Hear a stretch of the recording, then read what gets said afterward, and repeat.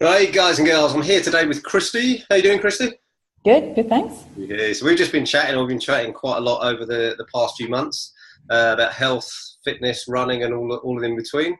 And Kristy's story is pretty, from my perspective, she'll let you know whether she agrees or not in a minute, but from my perspective is pretty inspirational, pretty special. It hasn't been an easy year for her, but she's also taken some huge positives out of the year, made some pretty impressive tweaks and changes to her life that I think have had some pretty good benefits. Don't you think, Kristy? Yeah, thank you. Yeah, that was a nice introduction. But yeah, yep, absolutely. I think where I've come from this year is almost completely a 360 from where I started on the journey, that's for sure. So where were you when we first started talking? Where were you at the start of the year? Take us through a Okay. typical week. So yeah, I probably started always 6 days a week working out. Every session I wanted to make count, so it had to be high intensity. It had to be in the morning because I'm a busy mum, full-time working, also studying, and I have two kids.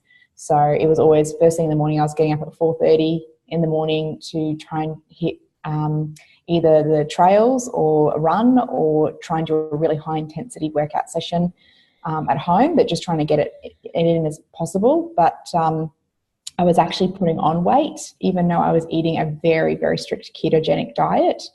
I was so tired and fatigued that when I was working out, I felt sometimes like I was going to pass out. And then I'd been diagnosed with adrenal fatigue and really, really low cortisol levels, where I was forwarded on to a couple of different specialists, once to check out my heart health because I had big concerns with my heart, because I was getting lots of heart palpitations and just feeling really, like anxiety. And then I was also put on to an endocrinologist just to check all the hormone levels because the cortisol levels were so low. And when they did the two checks, I think they told me normal levels are about 220 and I was about 160, or 220 to 550, I think is the normal levels, and I was about 160. And then they checked them again and I was only at like 180. So yeah, I was put on to the specialist. But yeah, I was just finding everything was just really intense, really tired all the time. As far as you were concerned, everything you were doing was spot on. I mean, you were when I Yeah. first started chatting, you were putting in some amazing effort. You were really pushing hard. You were very disciplined, extremely committed. And it's Yes. obviously it was. When I first spoke, you could hear your frustration at why weren't the Yeah, results come. absolutely. I felt like I was doing everything right. And I've probably signed up to about 3 or 4 different programs actually, for fitness and workouts and eating and diet. And I was doing everything that I was supposed to be doing and I still wasn't losing any weight and I was still feeling just horrible. I knew something wasn't right, but I just didn't know what wasn't right. And that's What when have I you? spoke What to have you Lisa. We've, I mean, obviously we've worked a lot together over Mm. this year, and as I say, and as I've said to you before, you've thanked me a few times, but I keep coming back to you and saying it's easy for us to make the recommendations. What you've done exceptionally well is you've taken the discipline from what you were doing with every other part of your life, and the discipline you're applying to your training, the discipline you're using to get up early in the morning. You've applied this to some of the changes we put in place. So talk us through that, and probably what I'm most keen to hear is how easy was it making the changes, and what are some of the changes you put in place and made?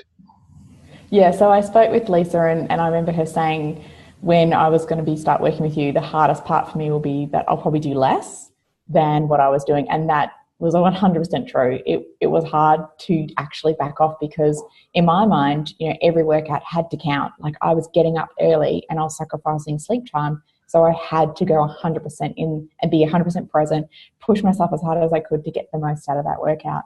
So I think when the program really changed and all of a sudden there was this working in, which I didn't understand what that was, which was all this relaxation stuff.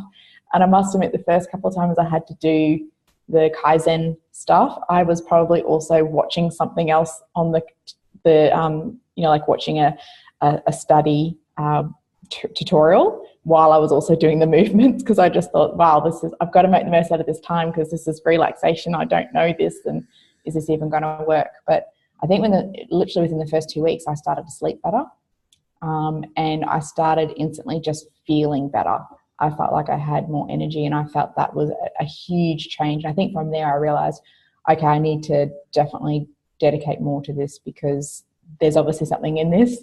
And I've already tried to do everything on my own bat and do everything that the experts are saying that I should do. And I definitely need something that's more tailored to my metabolism and my body if I really want to make a good go at my running career, which is definitely my plan.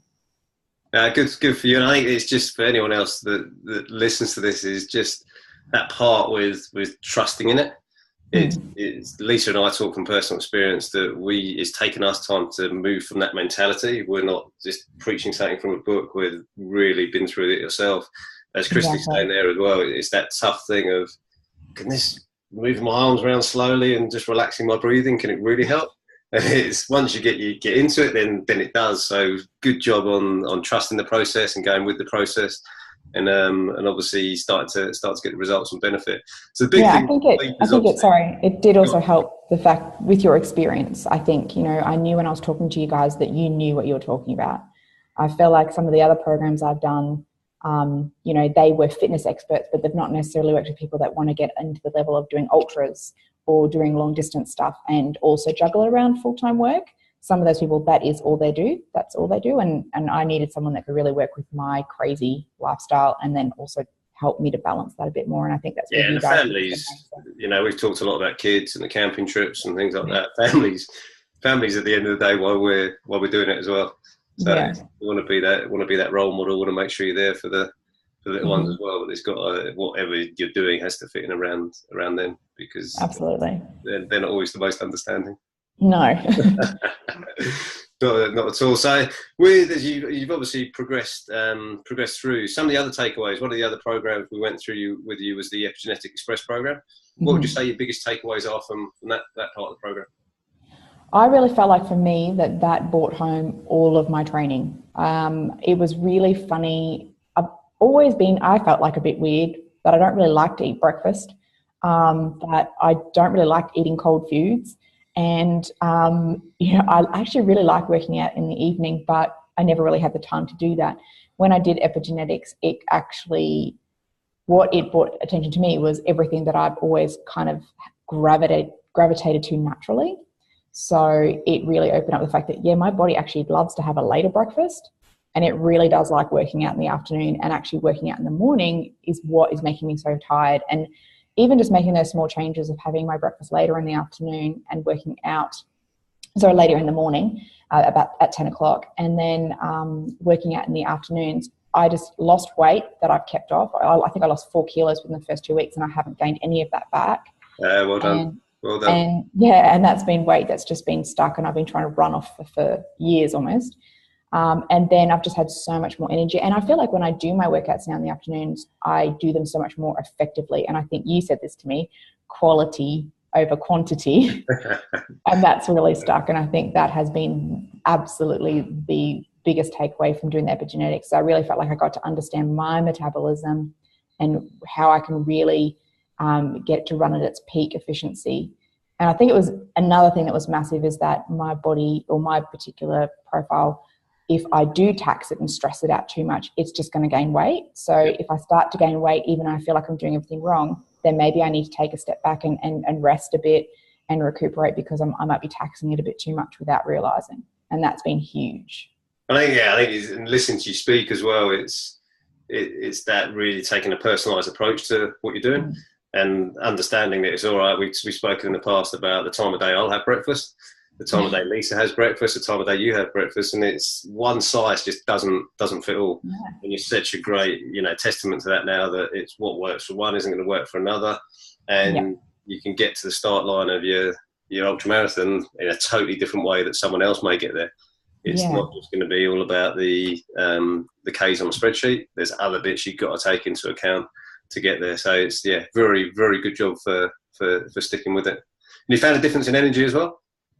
Oh, absolutely. I actually had all my blood tests redone for the endocrinologist. And so my heart health, in the time that I was getting all my tests done from the beginning of the year, I had started your program.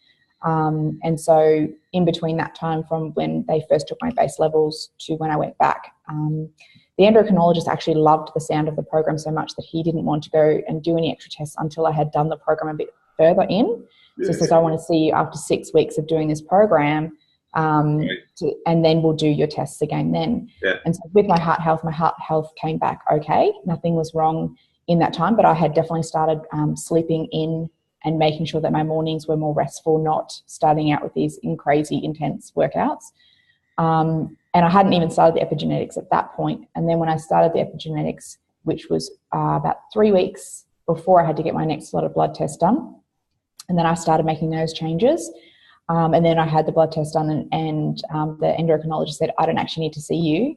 Your bloods have come back, your cortisol levels have come back into like the borderline base range.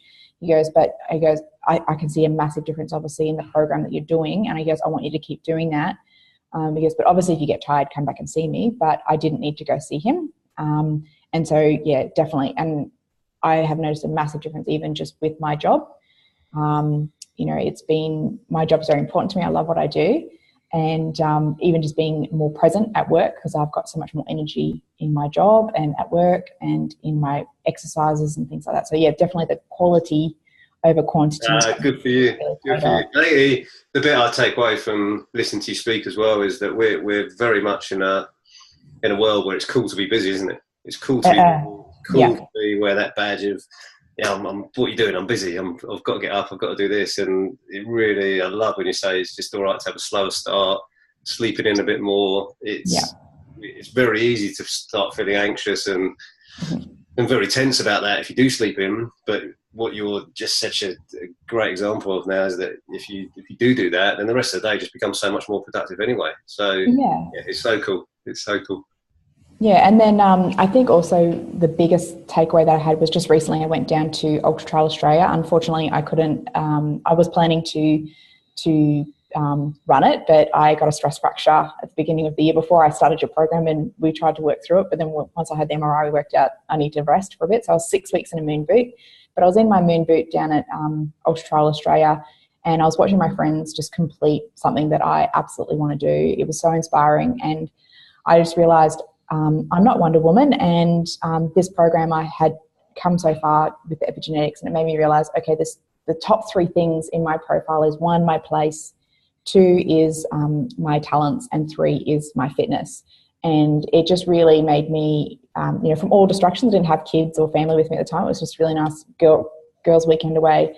And I had time to really reflect on all of that, and it made me realize just how important that really was to me. And it made me realize that I absolutely want to have more time to invest in my ultra running and training and just general fitness, because that's my top 3 things. But my top 2 is actually my talents. And at the moment I'm studying my master's, but I'm close to finishing. So it made me realize, okay, if I can actually finish my master's and focus on that now, then I will have way more time next year to do my third most thing that I love doing, which is my running. And so it made me realize, okay, let's buckle down and finish my master's and finish it well. And then I'll have so much more time to focus on doing the thing that I absolutely love doing, which is running. So I think epigenetics made me just like look at it from a different perspective and what is really important to me. And I've always loved what I've done for work, and I've always known it's important to me. I'm not a workaholic, but it's always meant a lot to me. So epigenetics really made it, like that being my second most important thing, it was like, it is really important to me. It's amazing it's really cool to listen to. It's amazing to listen to, and it's been real cool and special sharing the journey with you. So it's just, only advice I've got is keep doing what you're doing, because it's very, very cool. And Lisa's been amazing. She's every now and again, she's even just sent me a message on Facebook and just like, how are you going? Especially when I was in the boot, like just checking up on me mentally, how I was going. Like, she's like, I know it must be so hard being in the moon boot and not being able to run. And I was like, actually, it's been great. I don't think if I had been injured, I wouldn't have had that time to really sit back and reflect on what I wanted to really achieve, because we've always got that next race that we want to do. But I think for me, it was longer term. It was like, okay, well, I want to run and I want to make ultra running like something that becomes a really important part of my life. But okay, what can I do to really get there other than just running? Yeah, you're doing it the right way. You're definitely doing it the right way. And it's and as you said there, Lisa's focus on the mindset and the strength of the mind is just don't ever underestimate that either. So making sure that's working well is a huge benefit, and really responsible for how the rest of your body works as well. So look after that as much. Yeah, I witnessed that on the weekend when I was watching people finish the Gold Coast Marathon, and I think one lady crashed out beside me and she's like, I'm done, I can't finish. She was only 300 meters from the end, and we're like, but you're so close. She's like, nah, I don't want to do it. And so she ended up not finishing it. But another guy, just as delirious, fell in front of us, but he's like, I've got to finish under 5 hours. I've got to finish under 5 hours. And he got up and went and did it, but it was just because his mindset was that he was going to do it. Power of the mind is absolutely amazing. Absolutely amazing.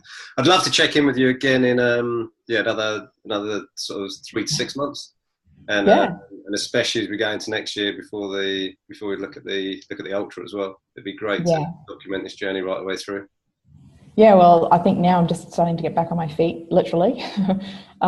3 weeks out of the moon boot, so I'm excited to start getting back into some more fitness stuff. I'm hurting pretty much from waist down from weekend workouts and having lost a little bit of the strength, but I'm really looking forward to the next 12 months. I feel like I've got a great plan in place, and I think thank you so much for all your help with helping me get there. That's for sure. It's a pleasure. It's a pleasure. It's been I've enjoyed so much sharing it with you. Just keep doing what you're doing. Thanks. All right, we'll talk soon. Thanks, Neil. Yeah.